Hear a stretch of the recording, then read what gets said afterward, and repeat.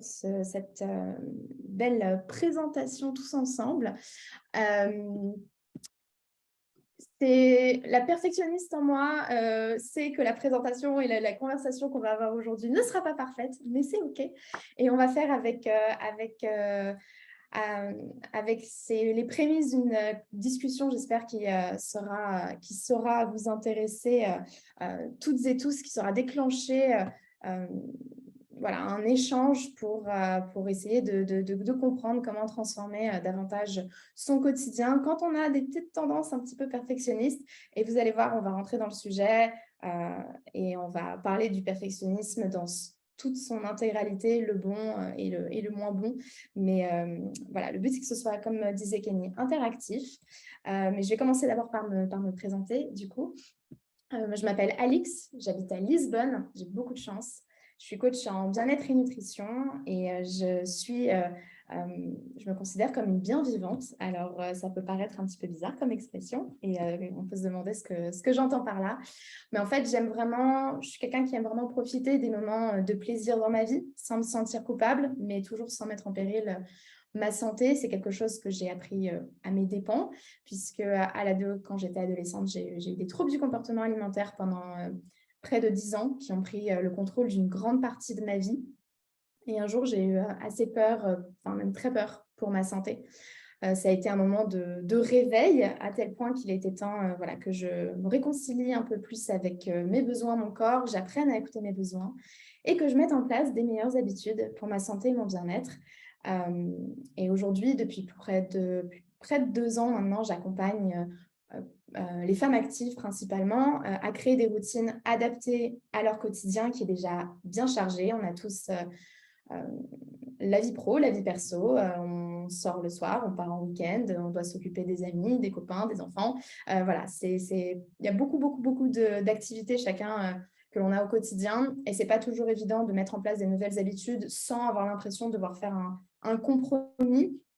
Et finalement, derrière, il y a s'éloigner du mindset un peu tout ou rien que l'on a pour beaucoup d'entre nous et on se retrouvera, c'est la première un peu perche tendue à toutes les personnes qui se retrouvent un peu dans le comportement perfectionniste, mais s'éloigner du mindset finalement tout ou rien ou du compromis, voilà, soit je me fais plaisir, soit je me sens coupable de manger ce burger, de ne pas faire de sport, etc.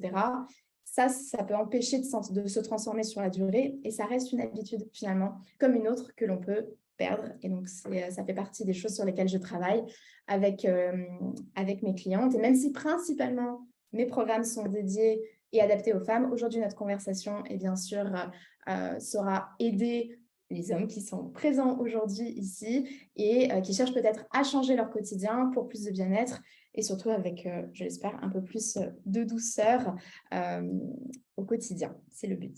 À tout moment, n'hésitez pas si vous avez des questions, si je parle de quelque chose et que ce n'est pas clair. Voilà, c'est fait pour clarifier si besoin.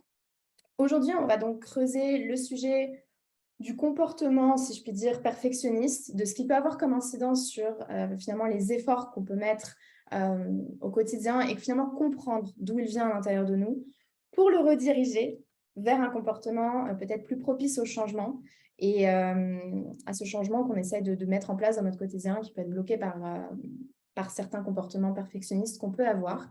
Et moi, je crois beaucoup à la mise en pratique.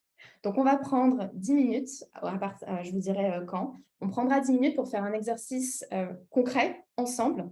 Donc, si à ce moment-là, si vous le pouvez, vous installer dans un endroit où vous n'êtes pas trop dérangé, si la connexion est bonne, tout ça, ce serait génial. Si je crois que certaines personnes étaient peut-être dans les transports ou quoi que ce soit, ne vous mettez pas en danger. Vous pouvez évidemment écouter et participer, mais ne fermez pas les yeux si vous êtes au volant, c'est tout ce que je vous demande. Vous pourrez toujours, je crois que cette conversation de toute façon est enregistrée, donc vous pourrez peut-être la refaire par la suite. En tout cas, je terminerai notre conversation après cet exercice-là sur les différentes aventures possibles ensemble si vous souhaitez après aller plus loin. Et on prendra le temps, bien évidemment, pour toutes les questions que vous pouvez avoir. Donc, n'hésitez pas à les poser petit à petit dans le chat. Je sais que Kenny est un super modérateur. Donc voilà, n'hésitez pas à partager, à dire ce que vous pensez. S'il y a des questions, s'il y a des choses pas claires, on est là pour ça. Good. Tout le monde est bon? C'est parti. Déjà, l'objectif, c'est peut-être d'éclaircir ce que j'entends par perfectionniste. Pourquoi finalement il fait le sujet de cette conférence et de ce moment ensemble aujourd'hui. Et le perfectionnisme, c'est souvent un trait de caractère qu'on aime bien mentionner dans un entretien d'embauche, n'est-ce pas? Lorsqu'on nous demande 3 qualités et un défaut, on va dire ah, mon défaut, c'est que je suis perfectionniste, du coup, embauchez-moi. Et ça va bien sûr bien au-delà de tout ça. C'est finalement, avant toute chose, je vais être très, très claire sur le fait qu'il n'y a évidemment rien de bien ou de mauvais ou de bon. Enfin, il n'y a pas de bon ou de mauvais à être perfectionniste. C'est juste un comportement qui existe chez beaucoup d'entre nous, qui ne nous définit pas pour autant, mais qui est à l'origine de certaines de nos actions au quotidien, qui peuvent avoir des conséquences bénéfiques ou maléfiques sur notre bien-être, sur notre quotidien, sur notre vie. Le perfectionnisme est avant tout un processus de protection. C'est un moyen de nous protéger. On l'a mis en place pour nous protéger. Dans notre tête, si on ne cherche pas à le faire parfaitement ou selon ce qui, pour nous, ce que nous on définit comme parfaitement ou selon nos règles à nous, on risque peut-être de mal faire, on risque de se sentir comme n'étant pas à la hauteur. Et ce genre de situation, parfois on a peur de ressentir les émotions qui vont y être alliées. On a peur de ressentir peut-être de la colère, de la sensation d'être nul, de la déception. On a tellement peur de ressentir tout ça qu'on a mis en place un processus qui est assez strict, assez exigeant, avec des attentes. Et si strict et si exigeant finalement, qui peut être parfois très difficile pour nous, autres êtres humains, qui ne sommes pas des robots, d'être à la hauteur des attentes qu'on se fixe. Est-ce que vous vous retrouvez juste un petit peu là-dedans quand je parle, quand je présente entre guillemets cette définition selon moi, mais qui finalement comprend à la fois, parce qu'il y a du bon dans le perfectionnisme, parce qu'il permet de nous motiver et de nous challenger pour faire des choses, d'aller encore plus loin et de repousser nos limites, mais il peut aussi nous pousser à avoir des comportements et mettre en place des actions qui peuvent nous blesser et qui peuvent nous empêcher d'être vraiment parfaitement épanouis et finalement qui vient c'est un peu parfois une malédiction. C'est à double tranchant. Est-ce que vous vous retrouvez un petit peu là-dedans? L'objectif aujourd'hui, c'est de parler de ce perfectionnisme sous l'angle, évidemment, qui nous empêche d'aller de l'avant et qui nous bloque. Et comprendre comment essayer de le transformer en quelque chose de plus bénéfique pour nous. Ce perfectionnisme, il vient surtout générer en nous, et ça vous le reconnaîtrez peut-être justement, vient générer en nous des réflexes pour nous protéger. Donc ici, par exemple, j'ai noté certains de ces réflexes qui peuvent être d'être rapidement, très rapidement dans l'autocritique, dans le fait de chaque succès ne mérite pas d'être célébré et en fait, finalement, on choisit les succès qu'on célèbre et de dénigrer même les petites étapes qui pourtant sont hyper importantes. Et donc, on peut avoir tendance à les dénigrer. Le fait de vraiment être hyper pointilleux, d'aller chercher le petit détail le grain de sable qui, dans l'entièreté du désert, finalement, ne change pas grand-chose, mais pour nous, c'est important. Ça peut ça peut nous faire perdre de l'énergie, ça peut nous faire nous rendre finalement aveugles à l'objectif final, etc. Le fait de utiliser nos échecs comme des confirmations que nous ne sommes pas à la hauteur, ça peut être aussi sous cette forme-là qu'on peut être perfectionniste et que ça s'incarne. Et le mindset aussi un petit peu, se dire que c'est tout ou rien, cette vision parfois un peu binaire qu'on a de c'est soit je le fais parfaitement, soit je ne le fais pas, qui peut nous empêcher de voir entre tout blanc ou tout noir les nuances de gris qui se trouvent au milieu et qui permettraient déjà de faire un pas en avant. Donc là, c'est quelques ça, ce sont des incarnations de finalement notre voix dans notre tête qui nous dit voilà, il faut que ce soit parfait. Et je ne sais pas si parmi ces comportements, il y en a un particulier que vous reconnaissez particulièrement ou d'autres que vous avez la chance de ne pas mettre en place au quotidien, mais peut-être partager dans le chat s'il y a certains comportements que vous reconnaissez.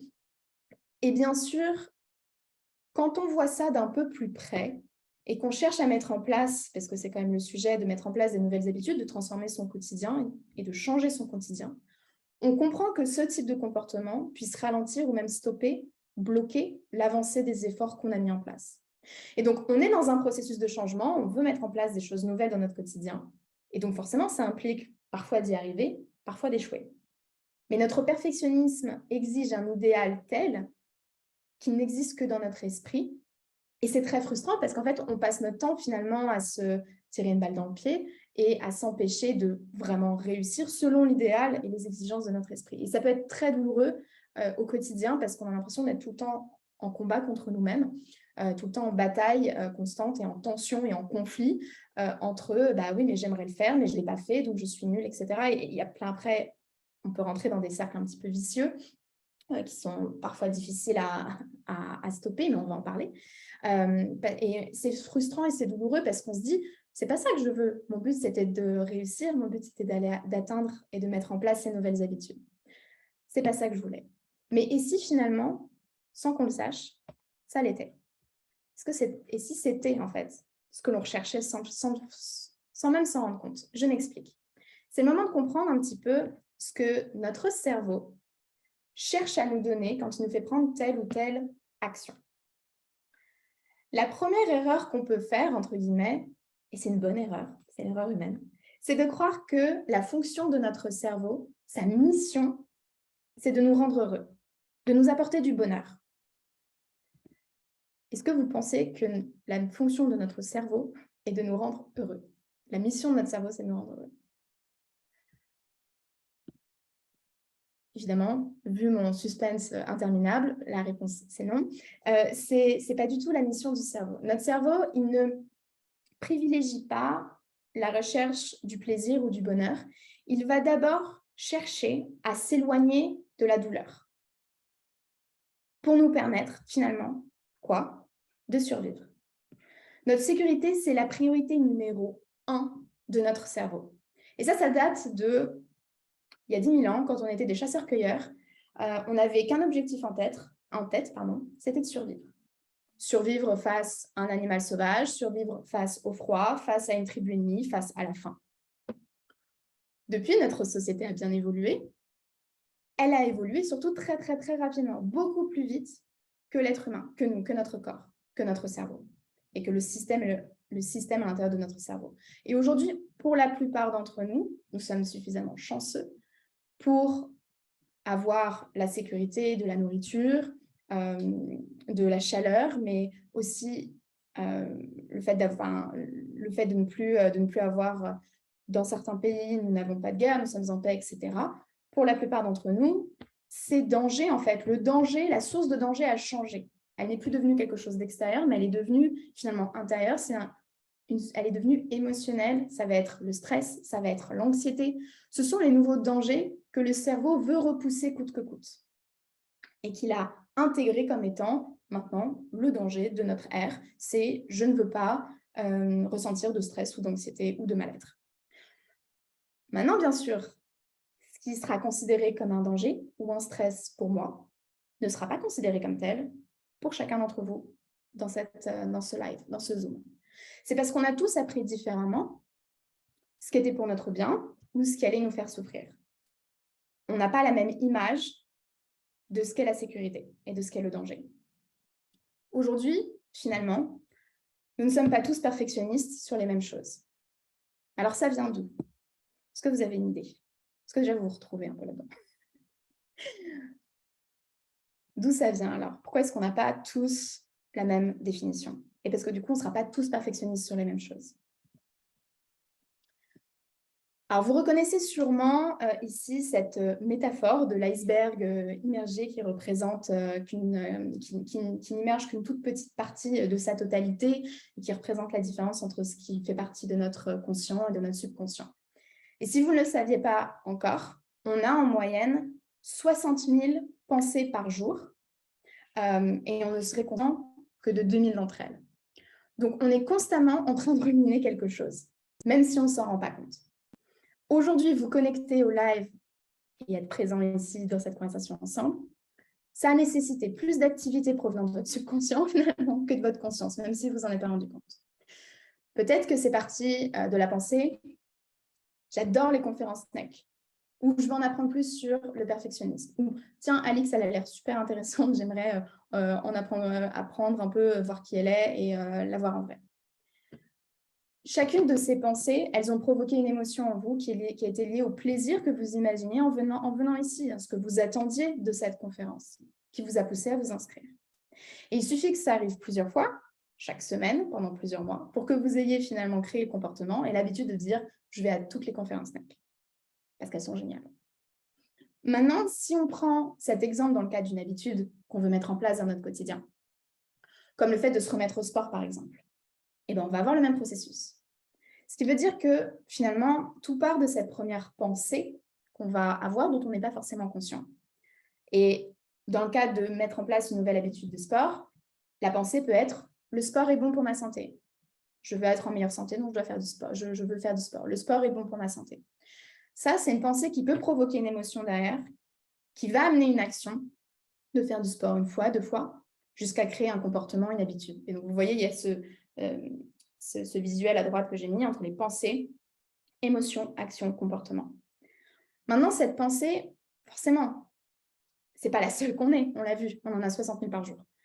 Ce n'est pas la seule qu'on ait, et toute notre vie, on va avoir ce qu'on appelle des croyances qui vont venir renforcer notre identité, nos valeurs, et qui vont venir impacter le pouvoir de chacune de ces pensées, en disant oui, cette pensée est suffisamment forte pour provoquer derrière une émotion, qui va provoquer une action, qui va créer un comportement.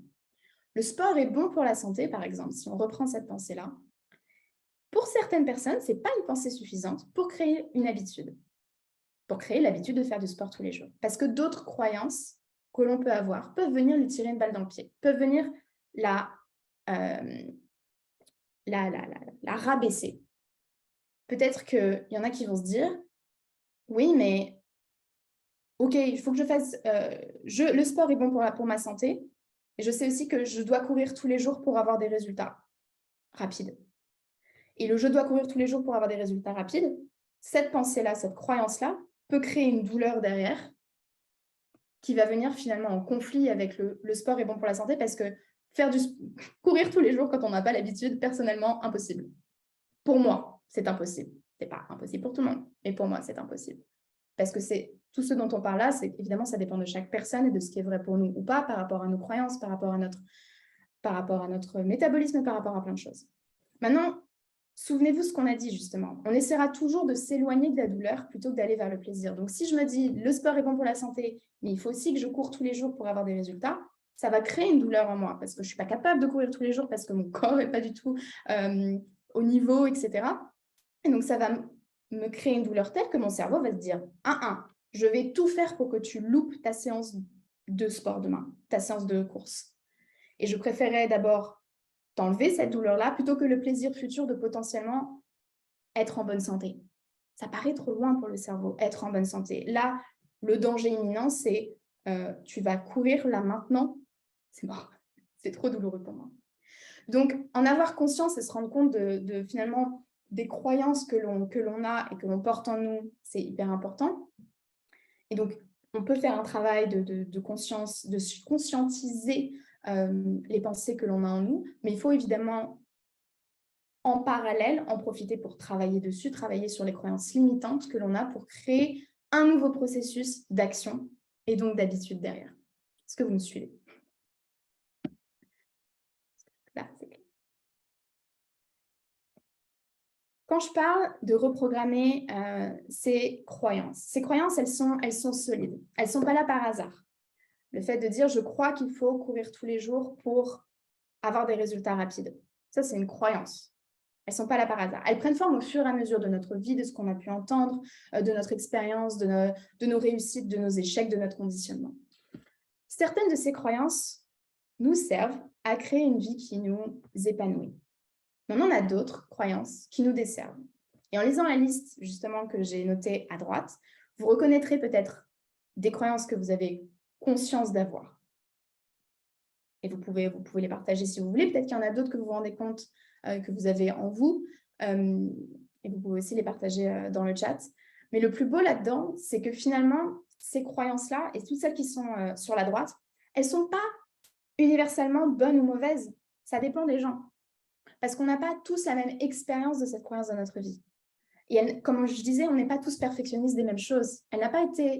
Nos croyances n'ont pas été renforcées de la même manière pour chacun d'entre nous. Donc, par exemple, quand je regarde la croyance « j'ai réussi ma vie », C'est une croyance qui ne s'exprimera pas de la même manière dans le comportement de deux personnes. Pour une personne, le « j'ai réussi ma vie » va